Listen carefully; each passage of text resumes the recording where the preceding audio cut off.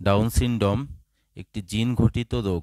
আমাদের শরীরে 46 ক্রোমোজোম থাকে, এক্ষেত্রে 47 ক্রোমোজোম হয়ে যায়। 21 পজিশনে ক্রোমোজোমে একটি অ্যাবনর্মালিটি দেখা যায়। আর এক্ষেত্রে কি আমরা সাইন সিমটম কি পাবো? Slanting face, flat face, slanting eye, small ear, small mouth, যে পায়ের যে ওয়েভিংগুলো থাকবে সেগুলোর মধ্যে আঙুলে ওয়েভিং থাকবে, তার মধ্যে ডিস্টেন্স বাড়বে, শর্ট নেক থাকবে, বাচ্চার মাসল টোন কম থাকবে। এগুলোকে আমরা কিভাবে ডায়াগনোসিস করব? বাচ্চা পেটে আসার সঙ্গে সঙ্গে আমরা ইউএসজি করতে পারি, কিছু ব্লাড টেস্ট করতে পারি, এবং বাচ্চার যে জল থাকে, যে জলের মধ্যে থাকে, সেই ফ্লুইডটাকে আমরা টেস্ট করেও আমরাকে এটা ডিটেকশন করতে পারি।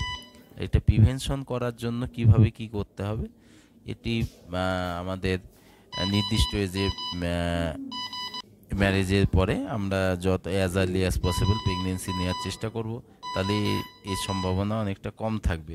তাছাড়া পেটে বাচ্চা আসার সঙ্গে সঙ্গে আমরা ইউএসজি, কিছু ব্লাড টেস্ট এবং বাচ্চা পেটের জল এবং ক্যারিওটাইপিং করেও এটাকে আমরা ডায়াগনোসিস করতে পারি।